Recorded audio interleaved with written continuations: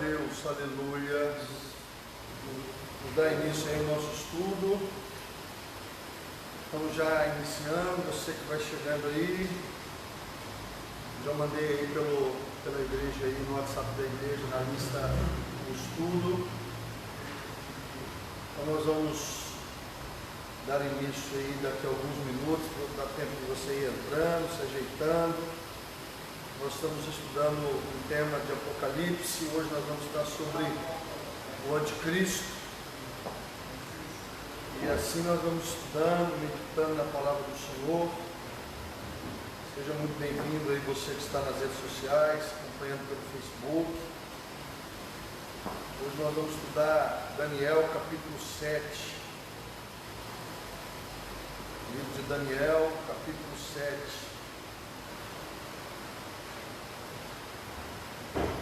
Abra aí a sua Bíblia, pegue a sua caneta. Vamos aí meditar. Terça-feira passada nós tratamos sobre Daniel capítulo 2, a visão, o sonho que Nabucodonosor tem. Ele tem uma visão da estátua, cabeça de ouro, braços e peito de prata, abdômen e quadril de bronze, pernas de ferro, os pés e os dedos de barro. Nós tratamos sobre esse assunto na semana passada. E hoje nós vamos dar continuidade, mas nós vamos ver o capítulo 7 aí no livro de Daniel, que também está no mesmo assunto, dentro da mesma temática. Nós vamos entrar em Apocalipse, mas nós vamos aí gastar algum tempo aí no livro de Daniel para poder nós temos um entendimento melhor do Apocalipse. Lembrando vocês, semana passada eu disse, vou repetir, que o livro de Daniel ele é o Apocalipse do Velho Testamento. Então, quando você estuda o livro de Daniel, você tem uma visão muito boa do livro de Apocalipse. Então, antes de qualquer coisa, vamos orar. O pessoal que está aqui comigo, o pessoal que está na internet, vamos fazer uma oração. Pai, nós colocamos o nosso coração, colocamos a nossa vida diante da Tua presença. Queremos pedir a Deus que o Senhor nos abençoe, mais um período de estudo da palavra, que este tempo seja um tempo precioso, que a gente possa aprender, crescer, conhecer um pouco mais, ó Deus, da Tua vontade, daquilo que o Senhor tem para a nossa vida, daquilo que o Senhor tem para a Tua igreja nesta terra. Nós oramos e consagramos a nossa vida no nome de Jesus. Capítulo 7 diz assim no versículo 1: No primeiro ano de Belsazar, rei da Babilônia, teve Daniel um sonho e visões ante os seus olhos, quando estava no seu leito. Escreveu logo o sonho e relatou a suma de todas as coisas. Falou Daniel e disse: Eu estava olhando durante a minha visão da noite, e eis que os 4 ventos do céu agitavam o mar grande. 4 animais grandes, diferentes uns dos outros, subiam do mar. O primeiro era como leão e tinha asas de águia. Enquanto eu olhava, foram arrancadas as asas e foi levantado da terra e posto em 2 pés, como homem, e lhe foi dada mente de homem. Continuei olhando, eis que o segundo animal, semelhante a um urso, o qual se levantou sobre dos seus lábios, na boca entre os dentes, trazia 3 costelas, que lhe diziam: Levanta-te, devora muita carne. Depois disso, continuei olhando, e eis aqui outro, semelhante a um leopardo, e tinha nas costas 4 asas de ave, tinha também este animal 4 cabeças, e foi-lhe dado domínio. Depois disso, eu continuava olhando nas visões da noite, e eis que o 4º animal, terrível, espantoso e sobremodo forte, o qual tinha grandes dentes de ferro, ele devorava e fazia em pedaços, e pisava aos pés o que sobejava. Era diferente de todos os animais que apareceram antes dele, tinham 10 chifres. Estando eu a observar os chifres, eis que entre eles subiu outro pequeno, diante do qual 3 dos primeiros chifres foram arrancados, e eis que neste chifre havia olhos como olhos de um homem, e uma boca que falava com insolência. Continuei olhando, até que foram postos uns tronos, e o ancião de dias se assentou. Sua veste era branca como a neve, os cabelos da cabeça como uma pura lã, o seu trono era chamas de fogo, e suas rodas eram fogo ardente. Um rio de fogo manava e saía de diante dele, milhares de milhares o serviam, e miríades de miríades estavam diante dele. Assentou-se o tribunal e se abriram os livros, e então esteve olhando por causa da voz das insolentes palavras que o chifre proferia, e esteve olhando e vi que outro animal foi morto, o seu corpo desfeito, e entregue para ser queimado. Bom, nós vimos na semana passada, na terça passada, sobre o capítulo 2, e é importante nós entendermos essa linguagem figurada. Por quê? Porque seja na estátua, seja aqui na visão dos animais, o que Daniel está vendo da parte de Deus é que essa simbologia toda simbolizam nações, simbolizam reinos dos homens, simbolizam períodos em que impérios estavam reinando, e é importante nós entendermos que essa visão, ela culmina no reino de Deus, no reino de Cristo. Ela vem, Deus está revelando para o profeta os impérios que esteve dominando sobre o mundo, e depois desses impérios veio reinos. Os chifres simbolizam países e poderes que houveram, mas não mais como impérios, e até que chega o reino de Cristo, e o reino de Deus é um reino que não terá fim. O que o capítulo 7 está tratando é a mesma coisa do capítulo 2 da estátua. O Império Babilônico, lá ele é a cabeça de ouro. No capítulo 7, ele é um leão com 6 asas. 4 são arrancadas e fica 2. Porque o animal, ele está falando, lá na estátua, está falando da importância e valor. Aqui no capítulo 7, está falando das características de cada império.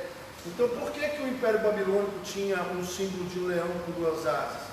Força e velocidade. No primeiro momento do Império Babilônico, eles avançaram e conquistaram muito rápido. Depois, quando Nabucodonosor morre, o filho dele reina, então o império desacelera, então arranca 4 asas e fica só 2. Aí você tem aí um outro animal que sai do mar, que é o urso, e com 3 costelas. Então é o Império Medo-Persa, porque era um império muito violento, de guerra, de batalha. Então o urso ele não é veloz. Por que o Nabucodonosor, o Império Babilônico, o rei Nabucodonosor, é simbolizado por um leão e com asas? Porque fala de força e velocidade. Já os Medo-Persas era força. A característica de um urso não é velocidade, mas eles são extremamente fortes. E as 3 costelas falam das 3 regiões da Líbia, do Egito, que eles conquistam. Então o símbolo, o animal, o urso com as 3 costelas, está falando de um império medo-persa que era muito forte, muito violento, mas que não tinha a mesma velocidade do Império Babilônico. Passa o Império Medo-Persa, aí você vem aqui o terceiro animal, que era o leopardo, menor que o leão, mas muito ágil, e tinha 4 cabeças com 4 asas, porque fala também de que o Alexandre o Grande, que foi um dos expoentes do Império Grego, né, desse terceiro animal, eles em 12 anos conquistaram muito. Por isso que tinham 4 asas e 4 cabeças. Porque depois que Alexandre morre, aos 33 anos, os seus 4 generais dominam o Império Grego, e aí por um período eles dividem o Império Grego em 4 áreas, e os 4 generais de Alexandre ficam no lugar dele. Por isso que está falando de 4 cabeças, dos 4 generais, e das 4 asas. Por quê? Porque está falando realmente. Por que leopardo? Porque ele é menor que um leão, mas ele é muito rápido, muito forte, e as asas sempre está falando de velocidade. Por isso que o Império Grego, num período muito curto, conquistou o mundo da época. Depois vem um quarto animal que o profeta disse que não entende muito bem, não dava para entender direito, que nós sabemos que é o Império Romano. E ele vem de 168 a.C. até 476 depois de Cristo. E aí, depois que o Império Romano acaba, ali no quinto século, nunca mais se levantou outro império. E é isso que a visão está falando, tanto da estátua como dos animais. Depois desses quatro impérios, que vem lá o babilônico, depois vem o medo-persa, depois vem o grego, depois vem o romano, e no quinto século não tem mais impérios, os impérios acabam, e aí você vê que dentro da visão, tanto da estátua como dos animais, Deus estava falando exatamente que depois desse período, nunca mais se levantaria um império. Quando você vai lá na estátua e quando você vê os animais, você vai vendo, por exemplo, por que depois, lá na estátua, é o pé de ferro com barro. E quando você vai, por exemplo, nos animais, você vê que depois dos impérios, que acabam o período dos impérios, a simbologia passa para chifres. Não é mais um animal, é um chifre. Por quê? Porque chifres na Bíblia estão tratando exatamente de poderes. Cabeça, coroas e chifres estão falando exatamente de quê? De poder. Mas agora não mais de um animal, não mais de um império. Não há mais um império. Mas agora, depois desses impérios que já houveram na Terra, você tem, por exemplo, hoje, nações. Quando você vê aqui falando de 10 chifres, quais são as grandes potências militares e as grandes potências econômicas no mundo? São nações, mas não existe mais um império. Não existe mais um império único, e é exatamente dentro dessa visão, porque hoje nós vamos falar sobre o anticristo, é justamente dentro desse contexto de G7, G10, G20, os países mais ricos, as economias mais ricas, porque exatamente é isso que Deus está, através do profeta, mostrando para a igreja, mostrando para aqueles que se preocupam com a questão da escatologia. O que é que vai acontecer no fim? Essa era a dúvida do profeta. O que é que vai acontecer no final? Porque nós já estamos no final. O profeta estava tendo a visão lá muitos anos atrás, mas Deus estava mostrando para o profeta aquilo que iria acontecer nos nossos tempos. Era uma visão que ia acontecer muitos anos depois, que é o que nós estamos vivendo. Já passou, por exemplo, o Império Babilônico? Já foi, historicamente falando. Já passou o Império Medo-Persa? Já foi. Já passou o Império Grego? Já foi. Já passou o Império Romano? Já foi. Bom, então, se você vê, por isso que a gente, antes de entrar na escatologia, existem as nações, né? Então, nós estamos nesse período. Nós estamos aonde na profecia? Nos pés de ferro com barro. Nós estamos aonde na profecia do Daniel 7? Nós estamos nos chifres. Por quê? Porque não existe mais um animal. Lembrando que o animal aqui simboliza esses impérios, quer dizer, não há mais nenhum império. Não existe mais um império que você fala assim, olha, há um império que reina sobre a terra. Não existe. Império dominador, né?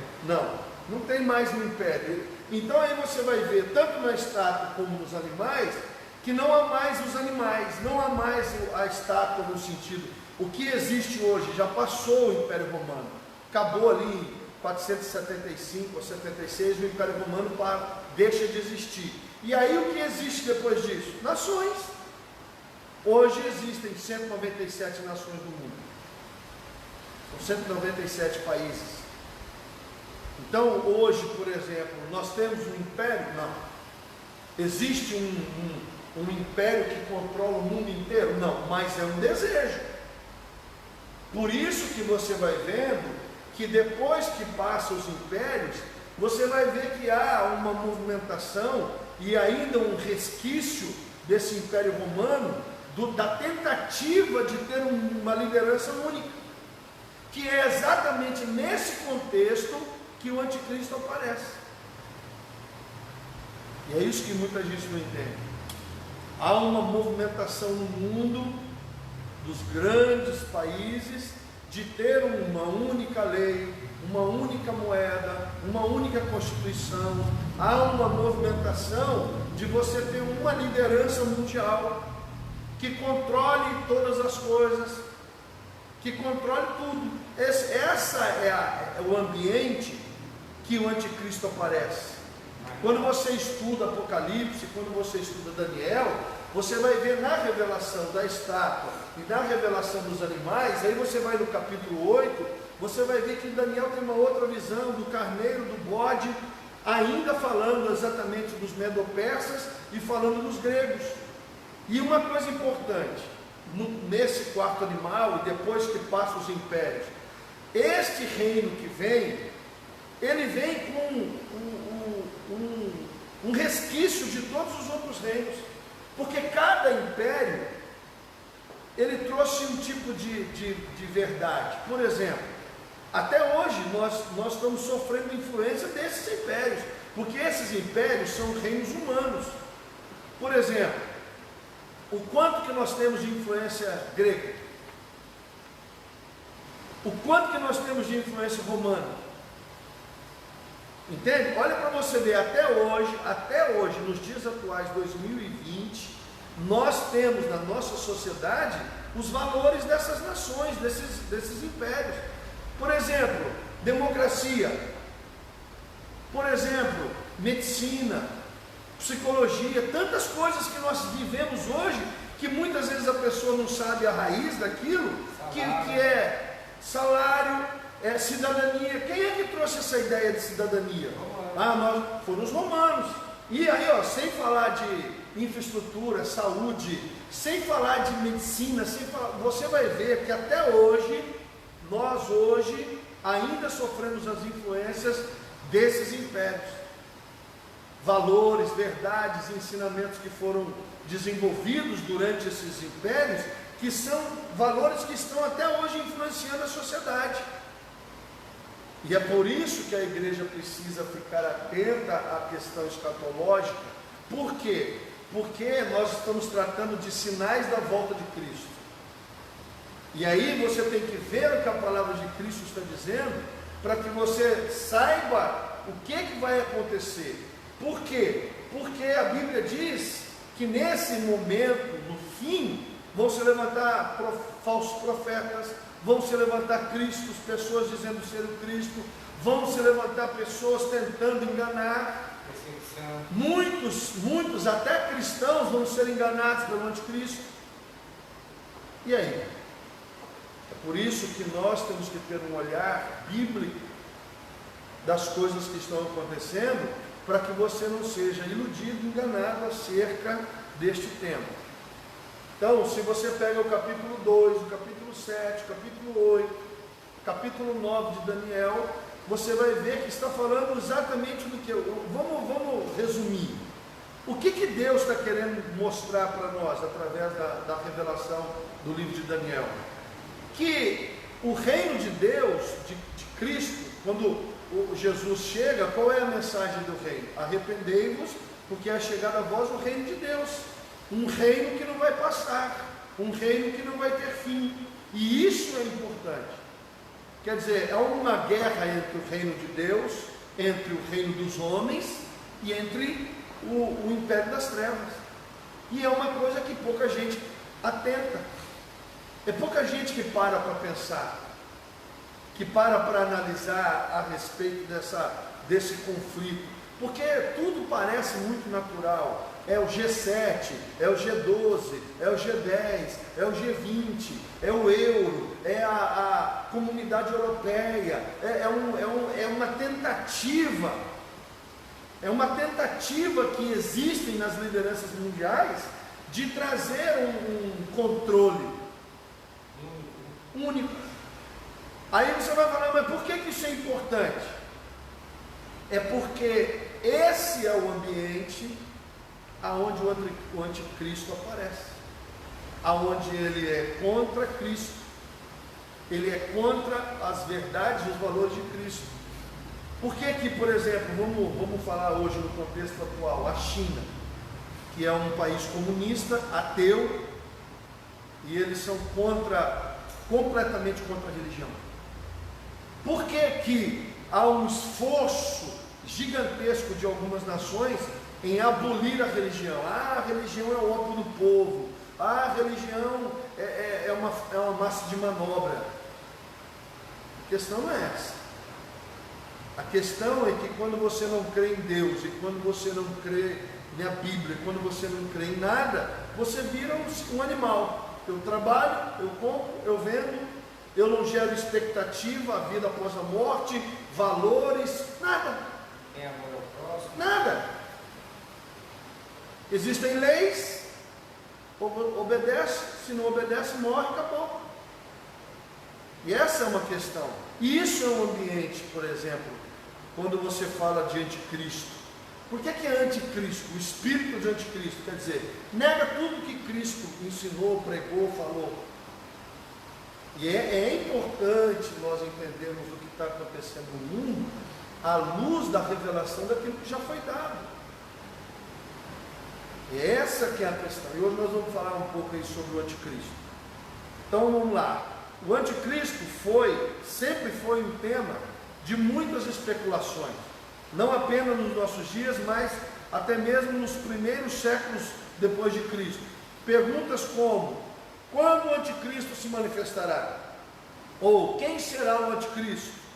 Não faltam entre os cristãos, e quem estuda a Bíblia, obviamente, né? Tem gente que não está nem aí para nada, mas aqueles que leem Bíblia, que estudam Bíblia, há questionamentos assim: será que o fulano não é o anticristo? Será que o ciclano? Será que não é esse o momento? Será que não é o Barack Obama, né? Quando apareceu o Barack Obama, todo pai, não, agora é o Macron, né? Será que o Emmanuel Macron não é o anticristo? Será? E as pessoas que estão atentas aos sinais da volta de Cristo, porque a volta de Cristo tem sinais. Então, esses questionamentos existem. As pessoas sempre se questionam, né, sobre essa questão. Então, o anticristo já foi tema de filme, de séries, de livros, de peças, mas afinal, o que realmente a Bíblia diz sobre o anticristo? Então nós vamos ver aí nesses estudos alguns pontos fundamentais que a Bíblia nos esclarece sobre essa figura aí tão especulada na escatologia. Seria ele uma pessoa literal? Seria só um espírito de anticristo? Então a questão é, se o anticristo ele é literalmente um espírito, ou ele é um espírito e também vai haver uma pessoa? Essa é a questão que a gente precisa entender. Então, o que significa a palavra anticristo? O termo anticristo significa contra Cristo, rival de Cristo, ou no lugar de Cristo, ou substituto de Cristo. Logo, pode ser considerado um tipo de anticristo qualquer um que se opõe a Cristo ou supõe estar em seu lugar. Então a gente pode entender que há um espírito do anticristo agindo, uma força diabólica satânica que luta contra a mensagem de Cristo. Óbvio, durante todos os tempos você vai ver que determinadas pessoas ou líderes se opõem de uma forma muito veemente à questão da mensagem de Cristo. Então, o que a Bíblia diz sobre o anticristo, tanto no Antigo Testamento como no Novo Testamento? Então vamos ver que a Bíblia descreve alguns aspectos do anticristo. Antes de analisarmos algumas dessas referências, é preciso considerar uma regra da hermenêutica, que geralmente é conhecida como profecia de dupla referência, aonde uma profecia se cumpre, historicamente falando, em dois momentos distintos da história. Ou seja, o profeta profetizou, a profecia se cumpriu primariamente, mas o seu cumprimento não se esgotou, restando um cumprimento, um segundo cumprimento. Em alguns casos, esse tipo de profecia pode apresentar até mesmo uma tripla referência ou aplicação. Em outras palavras, quando você estuda escatologia, você precisa estar atento ao contexto histórico, aquilo que aconteceu naquele momento. Por exemplo, quando você lê Isaías e Ezequiel falando de Satanás, a profecia está sendo aplicada a um rei. Mas aí você consegue ver que não é apenas naquela pessoa ou naquele momento da história. É uma profecia que tem 2 ou 3 aplicações no contexto daquilo que está acontecendo e naquilo que vai acontecer no futuro.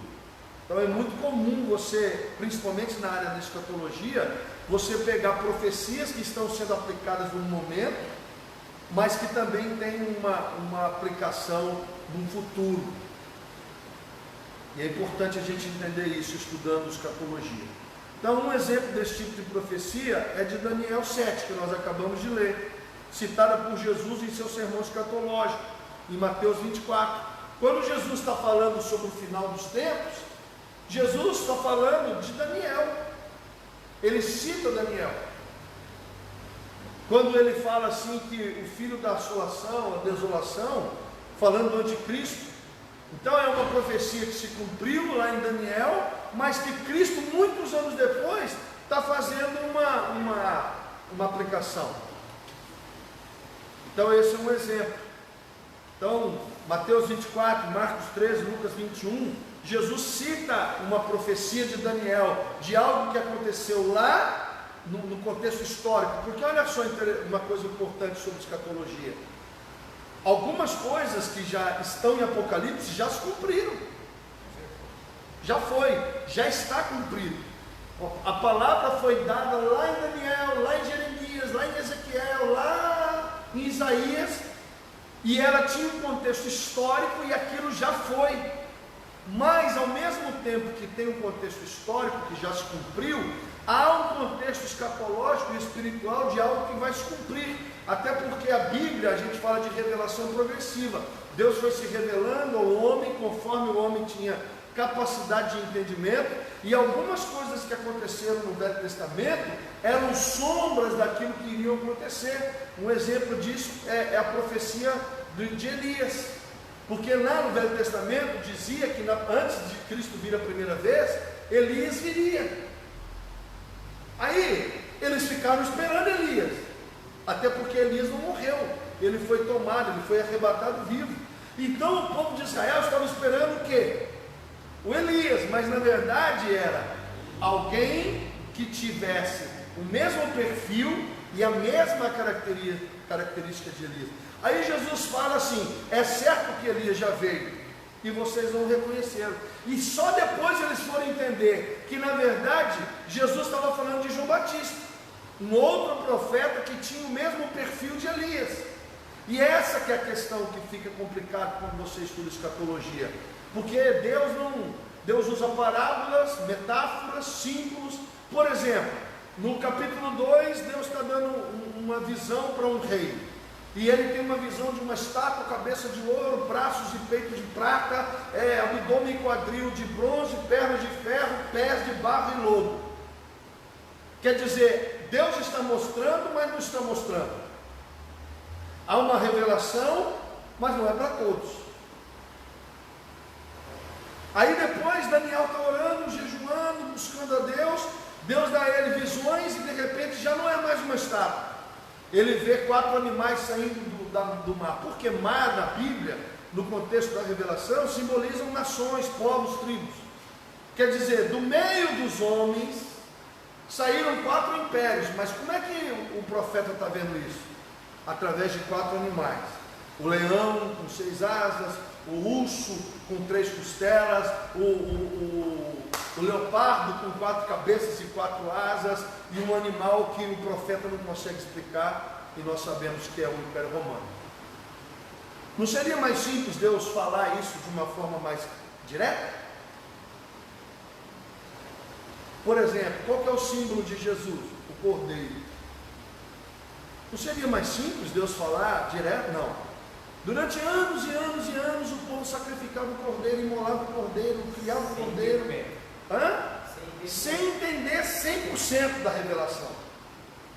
Depois, agora, Jesus já não é mais o cordeiro, é o leão da tribo de Judá. Por quê? Porque o leão tem uma característica: força e etc. Então você vai vendo que Deus vai se revelando, falando, mostrando, explicando, dentro da capacidade que as pessoas têm para poder entender naquele momento aquilo que vai ser, daquilo que vai acontecer. E é essa questão. Quando você estuda a escatologia, quando você estuda Apocalipse, o que tem que estar muito claro na sua cabeça? A besta, as 3 bestas que se levantam, são 3 líderes.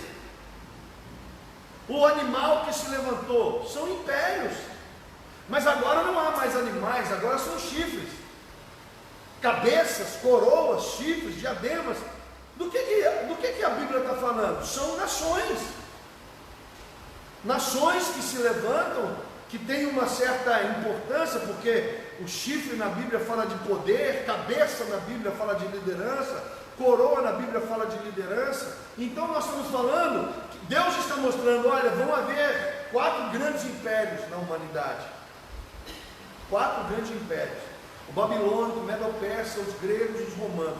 Depois que esses 4 impérios passar, eles vão deixar influência,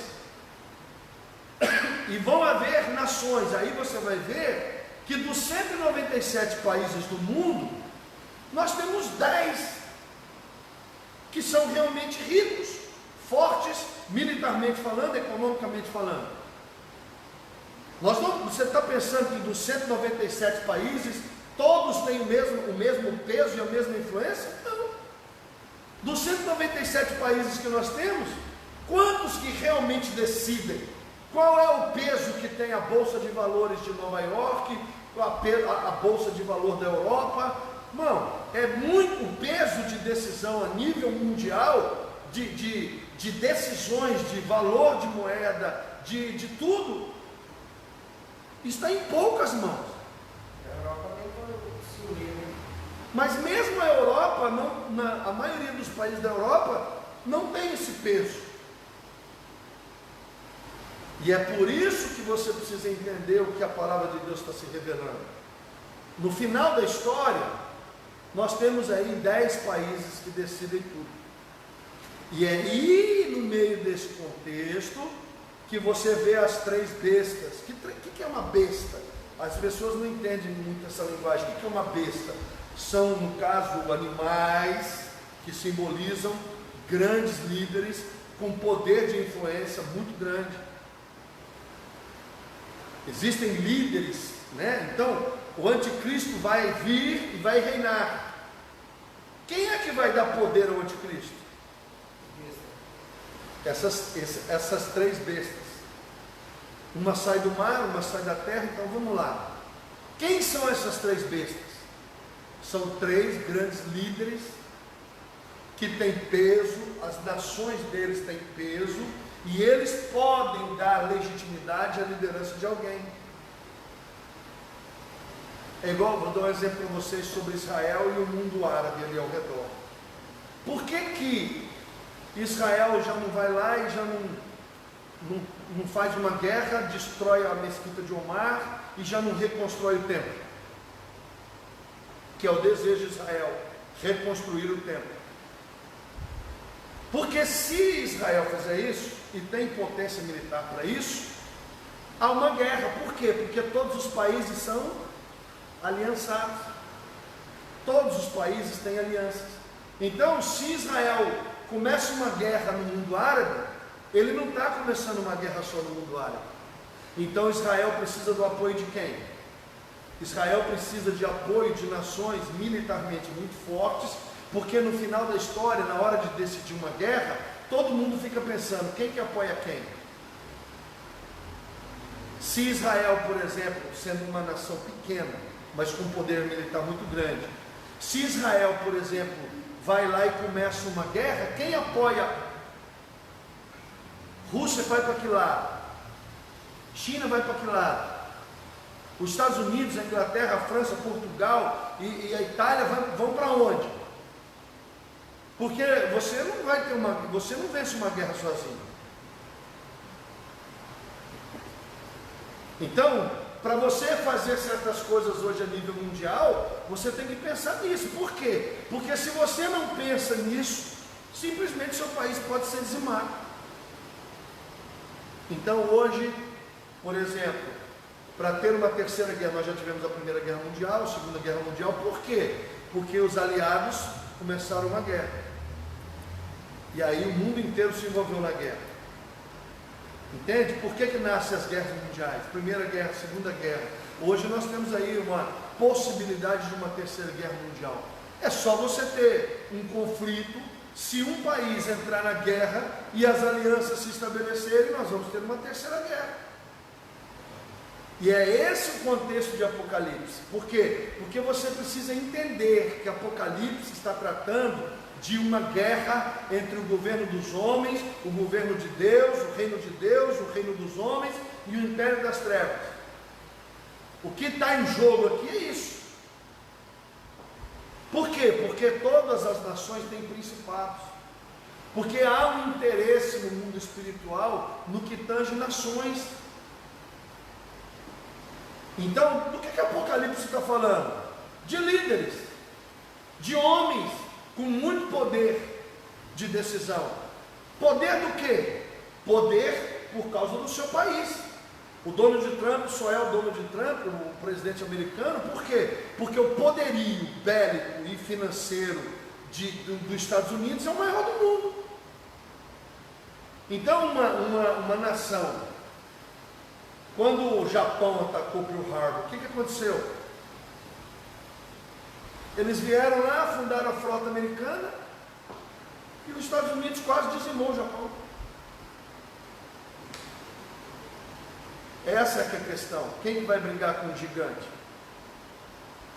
Então as pessoas pensam bem para poder desafiar uma nação.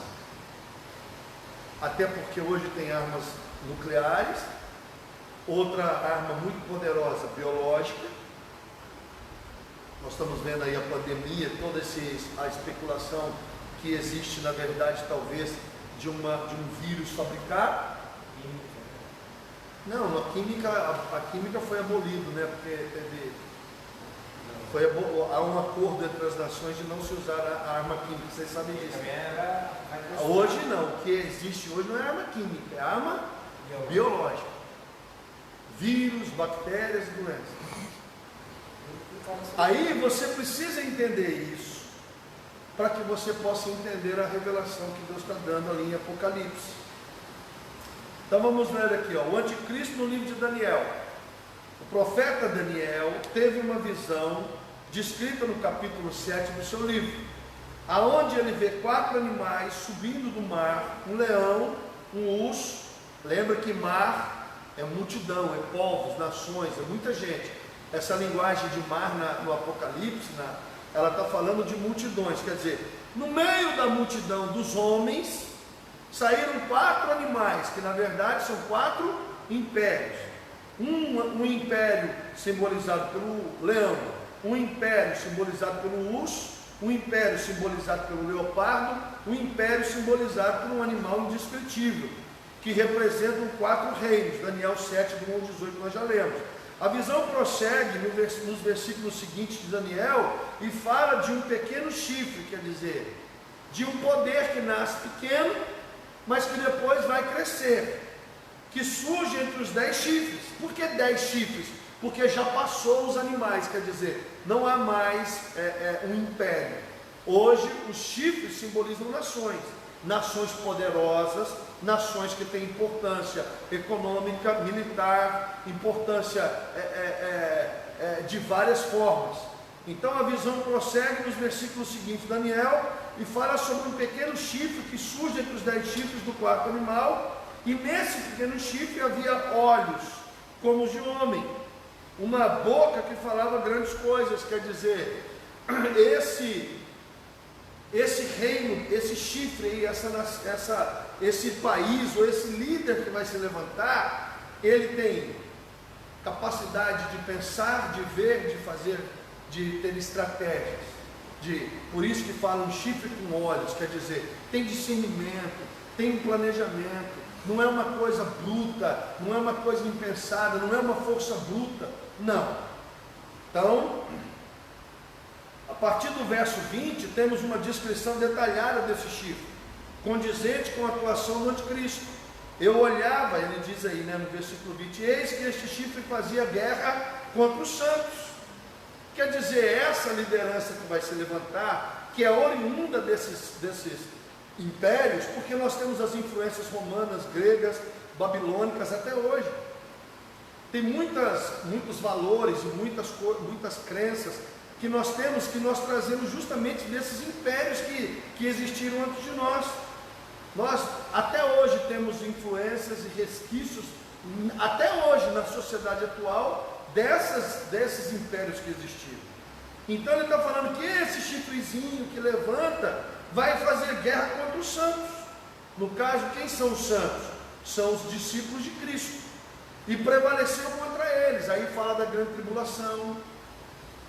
Até que veio o ancião de dias. Quem é o ancião de dias? Deus. Ancião de dias, ou Pai da eternidade, é uma menção que se faz a Deus. Até que veio o ancião de dias e fez justiça ao santo do Altíssimo. Quer dizer, Deus vai fazer justiça pelo seu povo. Chegou o tempo em que os santos possuíram o reino. Quer dizer, no meio dessa guerra que vai haver, o reino de Deus vai se estabelecer. Mesmo este líder que vai se levantar, que vai fazer guerra contra a igreja, vai ter um tempo onde essa liderança vai prevalecer, mas depois Deus vai fazer justiça ao seu povo e este reino vai se estabelecer, que é o que nós vamos ver quando nós chegarmos lá em Apocalipse. Disse assim: o quarto animal será o quarto reino da terra. Quem é o quarto animal? O Império Romano, de 168 a.C. até 476 depois de Cristo. O Império Romano dominou a terra. Eles aqui dominavam sobre tudo, o qual será diferente de todos os reinos. Quer dizer, depois desses impérios vai vir um reino que é diferente do que já teve. Devorará toda a terra e pisará os pés e o fará em pedaços. E quanto aos 10 chifres, quer dizer, 10 nações, daquele mesmo reino se levantarão 10 reis, falando de líderes. E depois dele se levantará outro, o qual será diferente dos primeiros, e abaterá os 3 reis. Quer dizer, dessas 3 nações, 3 dessas 3 nações vão ser dominadas por essa liderança que vai se levantar. E proferirá palavras contra o Altíssimo, quer dizer, ateísmo. Vão se falar contra Deus e vão se falar contra os valores de Deus. Destruirá os santos do Altíssimo e cuidará em mudar os tempos e as leis, quer dizer, os valores, a Bíblia não vai poder ser pregada, os valores do cristianismo, do judaísmo não vão poder, que já acontece de uma certa forma hoje. Por que você acha que essa luta da esquerda, do comunismo, de liderar tudo? Porque para você, por exemplo, mudar o tempo e as leis, você tem que destruir o velho. Você tem que destruir uma sociedade para você criar outra. Para você mudar valores e conceitos, você tem que destruir o que está para trás para você criar uma coisa nova. Então, se eu quero uma liberdade, eu preciso arrancar da sociedade todas as travas que vai fazer alguém pensar assim: peraí, esse negócio aí está errado. Então a briga de esquerda contra direita é muito mais do que questões de viés político. Parte dessa profecia aí aconteceu com Constantino, não? Não, eu não vou nem entrar no detalhe, porque é o que eu estou falando, do que está no tempo e do que está no futuro. Porque tem profecias que elas já aconteceram historicamente, mas elas estão indicando algo que ainda está por vir. E é por isso que a igreja precisa estar atenta a essas coisas.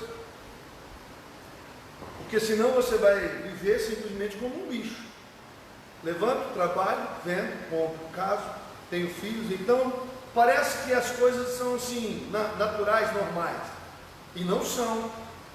Por isso que Deus está falando: olha, os homens conhecem os sinais dos tempos.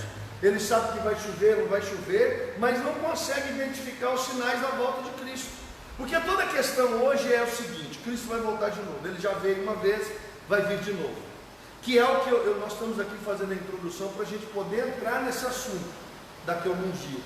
Mas você precisa entender o fundo para você poder entender do que nós estamos tratando, porque senão você vai voar.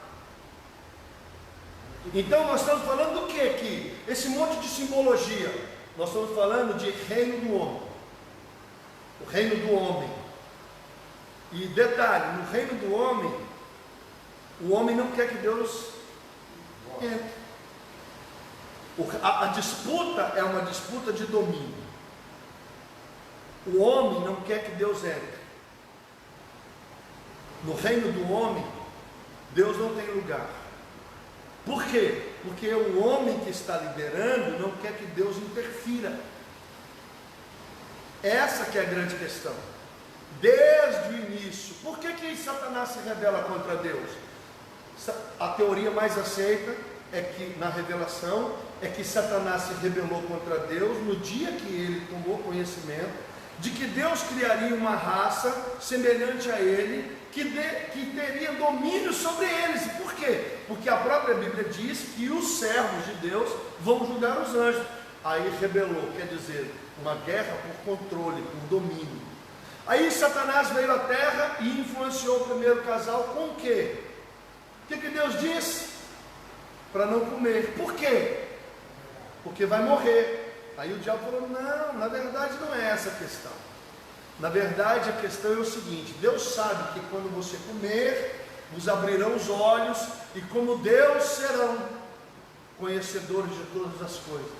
Porque a questão é domínio, controle, poder, quem manda, quem decide.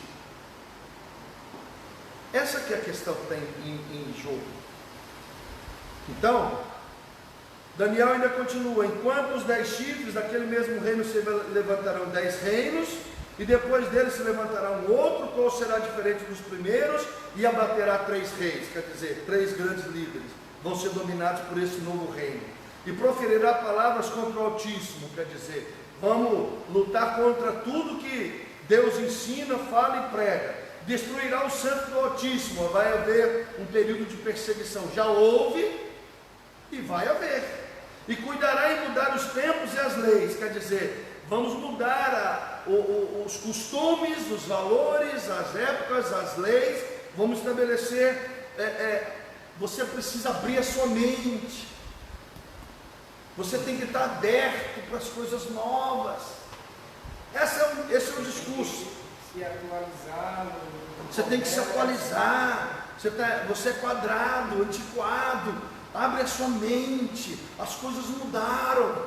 É uma história mais ou menos o seguinte, para com esse negócio de que a Bíblia fala, a palavra de Deus fala, e aí as pessoas, não, Deus não existe, a Bíblia foi escrita pelos homens, e discursos desses que você vem ouvindo aí a vida toda. Então olha só, e proferirá palavras, cuidará de mudar o tempo, e a lei serão entregues na sua mão por um tempo, e tempo metade de um tempo. Aí a gente sabe que vai haver a última semana, que chamaram a grande tribulação, e o anticristo, ele vai reinar, ele vai, no meio do caos da humanidade, o anticristo se levanta como um grande rei, um grande líder, e ele vai trazer uma solução fantástica para a humanidade, e durante 3 anos e meio vai haver paz. Só que esse grande líder, depois de 3 anos e meio, ele vai se declarar Deus. Aí você vai falar, pastor, mas isso já não aconteceu no Império Romano? Os imperadores não se declaravam deuses? Sim. Por isso que você, quando vai para a revelação, dentro da hermenêutica, você vai ver que há profecias que estão se repetindo. O anticristo, né? Esse espírito que se coloca contra Cristo, ele vem durante a história, homens apareceram tentando destruir todos os valores de Deus, de Cristo. Bom, aí nós temos mais aqui, Daniel 7 do 21 ao 25, né? É possível que essa profecia tenha múltipla realização, porém a maioria dos estudiosos concorda que esse pequeno chifre simboliza o aparecimento do anticristo, quer dizer, esse chifrezinho que vai nascer pequeno, porque no primeiro momento ele vai ter pouco poder, mas ele vai crescer e ele vai quebrar 3 chifres grandes. Quer dizer, esse novo governo que aparece, apoiado por 3 outros líderes, ele cresce, e ele cresce a ponto de ele ficar mais forte do que os outros. Então, então a primeira referência escriturística é este personagem escatológico, que é a primeira vez que a Bíblia fala desse governo do anticristo que vai se levantar. Daniel 9, 27, 11, 31, 12, 11, então são passagens onde claramente é aplicado o princípio da profecia da múltipla referência. É provavelmente a pessoa do anticristo que está sendo citada, onde a sua atuação no período final da presente era foi prefigurada pela atuação de reis da dinastia Seleucida, de Antíoco IV Epifânio, por volta de 167 a.C., e depois no cerco de Jerusalém, em 70 depois de Cristo, pelo Império Romano, onde o templo é destruído. Então olha só, da mesma forma como Deus veio usando pessoas para prefigurar a vinda de Cristo, por exemplo, Adão é o primeiro Adão, depois Cristo é chamado de segundo Adão. Presta atenção, Moisés é um tipo de Cristo. Moisés não foi lá libertar o povo? Jesus não veio libertar o povo? Josué não foi o conquistador da terra prometida? Jesus não é o conquistador da terra, da herança, da promessa? Então você vai ver que homens durante toda a história, eles são pré-figuras de Cristo. Da mesma forma, durante toda a história, você tem pessoas que são pré-figuras do anticristo. É como se Deus fosse mostrando para a humanidade coisas que vão acontecer. Vai haver um tempo em que você não vai poder servir a Deus de forma livre. Vai haver um tempo em que você não vai poder ter a sua Bíblia. Vai haver um tempo em que você não vai poder simplesmente dizer eu sou cristão e tudo vai ficar bem. É disso que a Bíblia está dizendo, que vai haver um período aonde o anticristo se levantará e aonde, se você falar que é de Cristo, você vai sofrer e você vai morrer. É disso que a palavra está falando. Ah, mas isso já aconteceu lá no Império Romano. Aconteceu no Império Romano. Aconteceu no Império Babilônico. Aconteceu no Império Medo-Persa. Aconteceu no Império Grego. E vai acontecer. Porque é como se Deus estivesse revelando para a humanidade aquilo que vai acontecer no fim, quando chegar no final de todas as coisas. Então, usando como base Mateus 24, onde Cristo fala do final de todas as coisas, vemos que Jesus primeiramente aplica ao imperador Tito, que destruiu Jerusalém e o templo no ano 70, quer dizer, essa profecia se cumpriu naquela época, mas ela continua valendo. A figura de um tipo de anticristo, do versículo 15 ao 20 de Mateus 24. Porém, nos versículos seguintes, versículo 21 e 22, o pano de fundo da profecia de Jesus deixa de ser apenas a destruição de Jerusalém e passa também a referir-se a um período futuro. Quer dizer, Cristo estava profetizando algo que estava acontecendo, que ia acontecer no ano 70 ali, depois de Cristo, mas também de algo que iria acontecer bem no futuro, muitos anos depois, o qual haverá uma tribulação nunca vista. Jesus está falando aqui do período da grande tribulação, visto porque haverá então grande aflição, como nunca houve desde o princípio do mundo até agora, e nem tampouco haverá.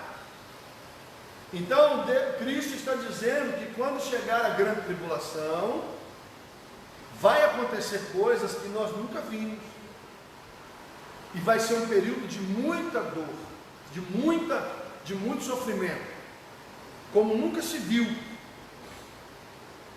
E se aqueles dias não fossem abreviados, nenhuma carne se salvaria, mas por causa dos escolhidos serão abreviados aqueles dias. Mateus 24, 21 e 22. Depois, no próprio Novo Testamento, somos advertidos que esse momento será o período da manifestação do anticristo escatológico.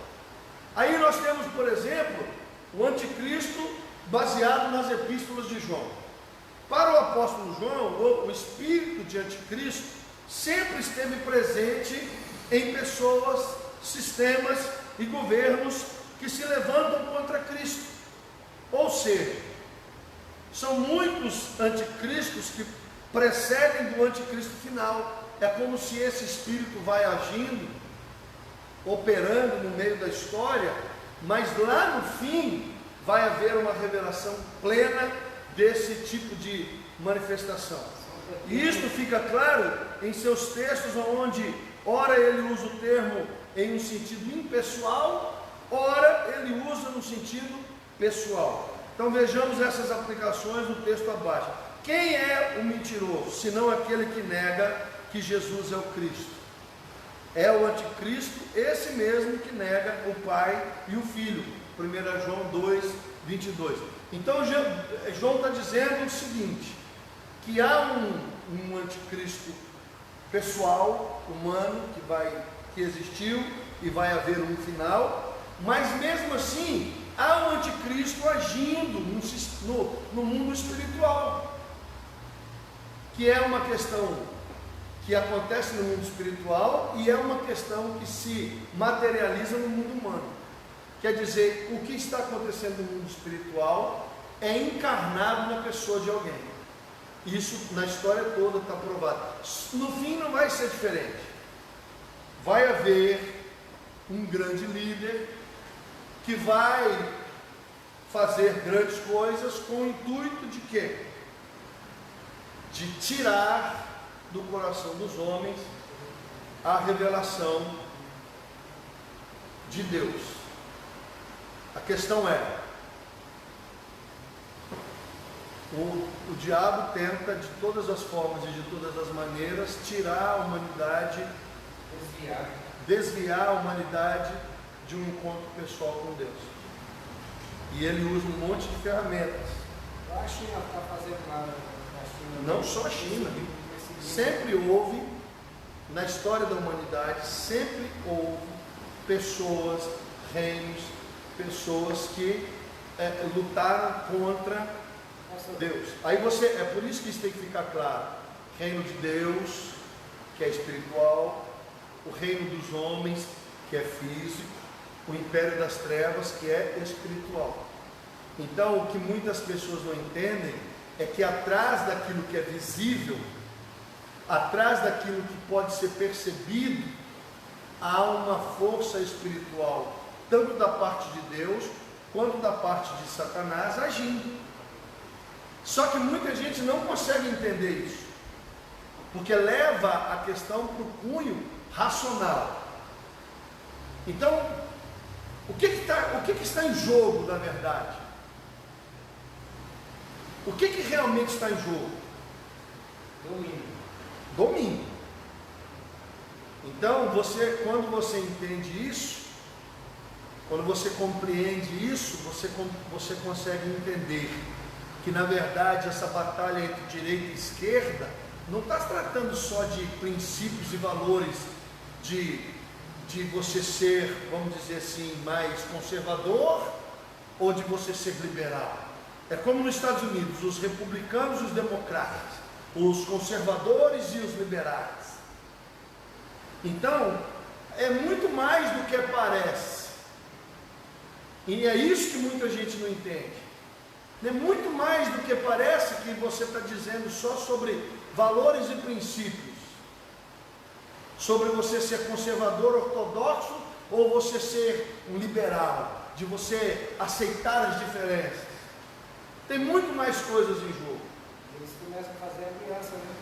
Não, mas para você estabelecer alguma coisa, você não consegue fazer isso sozinho. Bom, na epístola de João, nisto conhecereis o Espírito de Deus. Todo espírito que confessa que Jesus veio em carne é de Deus. E todo espírito que não confessa que Jesus Cristo veio em carne não é de Deus. Aí a pessoa às vezes fala, mas o que tem isso a ver? Meu filho, presta atenção. Quem tinha que morrer na cruz não era Deus. Quem tinha que morrer na cruz era um homem. Se Cristo não se fez homem, logo o sacrifício não houve, não ocorreu. Se não houve um sacrifício humano, então olha como é que você vê que numa coisa tão simples a coisa já. Se Jesus não se fez carne, não viveu como homem, então nada do que está escrito na Bíblia sobre a cruz vale. Então, na verdade, você vai ver que há uma guerra sobre essa questão. Quem é que tinha que morrer? O homem. Então Jesus se fez homem e morreu como homem. Não foi Deus que morreu na cruz. Quem morreu na cruz foi o Filho do homem.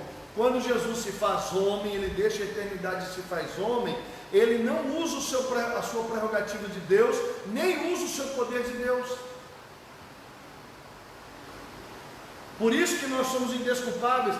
Mas Jesus conseguiu vencer o pecado porque ele era Deus. Não, você está enganado. Jesus, ele não usava o poder de Deus, porque se ele usasse o poder de Deus, o sacrifício seria anulado. Então ele viveu como homem, foi cheio do Espírito Santo como homem, operou pelo poder do Espírito Santo como homem. E isso significa que ele deu um exemplo para mim e para você, que é possível. Então o espírito do anticristo, uma das características, ele vai dizer o seguinte: Jesus não veio, não creio nisso. Até parece que o Deus Todo-Poderoso ia vir na terra se fazer homem. E é uma batalha que você vai descobrir que uma das características é essa, que o espírito do anticristo vai tentar de todas as formas desqualificar aquilo que Cristo fez. Quer dizer, Cristo não veio ao mundo, não se fez homem, não morreu na cruz, não salvou ninguém. Então nisto conhecereis o Espírito de Deus, todo que confessa que Jesus veio em carne de Deus. E os que falam que Jesus não veio em carne, é o Espírito do anticristo. Então, mas este é o objetivo, este é o Espírito do anticristo, do qual já ouvistes que há de vir, e eis que já agora está no mundo. 1 João 4, 2 e 3, porque já muitos enganadores entraram no mundo, os quais confessam que Jesus veio em carne, não confessam que Jesus veio em carne. Este tal é o enganador e é o anticristo, segundo João 1,7. Então você vai ver que o espírito do anticristo já está agindo, porque é uma batalha gigantesca para tentar negar o sacrifício. Porque lembre-se, o anticristo, por que anticristo? Por que esse demônio não é contra outras religiões? Por que não é anti-espírita? Por que não é anti-budismo? Por que não é anti-hindu? Por que não é anti... Por que anticristo? Vocês estão entendendo? Por que esse espírito não luta contra as outras milhares de religiões que tem na Terra? Por que o problema é Cristo? E mesmo assim há pessoas que não conseguem ver. Por que a guerra toda é com Cristo? Por que a briga toda é com os discípulos de Cristo? Por que a briga toda é com os santos de Cristo? Por que a guerra toda é com a igreja? Então a gente precisa entender isso. Então nós temos o espírito do anticristo que já opera, e nós teremos a personificação de um anticristo que se levantará na pessoa de um líder. Por isso que as pessoas falam, né? Será que na época do Obama, né? Será que no Barack Obama, o anticristo, ele tinha descendência judaica, descendência muçulmana, ele era preto, ele era pobre, que ficou rico, ele agradava um monte de gente, porque ele era pai, e ele era cristão, frequentava uma igreja evangélica nos Estados Unidos. Olha que coisa maravilhosa. Ele era cristão, frequentava as igrejas evangélicas lá nos Estados Unidos, aos domingos, com a sua linda família, negro, descendência judaica, descendência muçulmana, cristão, paz e amor. Ele era aceito por todo mundo. Aí as pessoas diziam: Será que esse não é o anticristo? Porque o anticristo tem que vir, lembre-se, o anticristo virá do G10. Isso você tem que ter isso na sua mente, porque a nação que vai apoiar ele no primeiro momento tem que ter peso. Não é, o anticristo não vai vir de uma naçãozinha das 197 nações da terra, vai vir um anticristo lá do... Não vai. O anticristo ele tem que vir dessas 10 nações aí, vai nascer dentro dela. Ele tem que ter uma influência a nível mundial. Você sabe qual é o presidente da maioria dos países? Não. Mas você sabe quem é o presidente dos Estados Unidos? O Donald Trump. Quem foi o outro presidente? O Barack Obama, Ronald Reagan. Todo mundo sabe, presta atenção, todo mundo sabe qual é o nome do presidente das principais nações da Terra. França, né? França, Itália, Estados Unidos. Porque o anticristo tem que vir dos 10 chifres aí. Tem que ter alguém de muito peso. E ele tem que ter apoio dos outros chifres. Senão ele não vai conseguir. Bom, nós vamos parar por aqui hoje. Aí terça-feira que vem a gente continua falando sobre o anticristo na epístola de Paulo. Depois o anticristo na epístola diante do Apocalipse. E aí a gente vai encerrar esse assunto do anticristo. Amém, queridos? Deus abençoe você. Vamos orar aqui. Pai, nós queremos encerrar o nosso estudo hoje aqui. E queremos dar continuidade na terça-feira que vem. Que o Senhor possa nos ensinar, abrir os nossos olhos e ouvidos espirituais. E que a igreja de Cristo possa se atentar.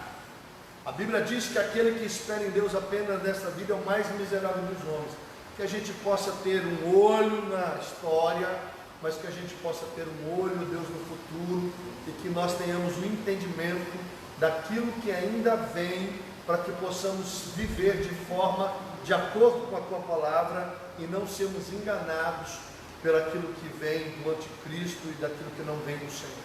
Eu oro a Deus nesta hora, agradecendo por cada pessoa que acompanhou, que vai ver esse vídeo no Facebook ou na internet, que o Senhor possa nos ensinar, nos esclarecer, nos mostrar, e que o Senhor possa nos ajudar. E agora que o amor de Deus, nosso Pai, a graça de Cristo, a consolação do Espírito Santo seja com cada um de vós, desde agora e para sempre. Amém? Deus abençoe. Até quinta-feira, um culto de oração.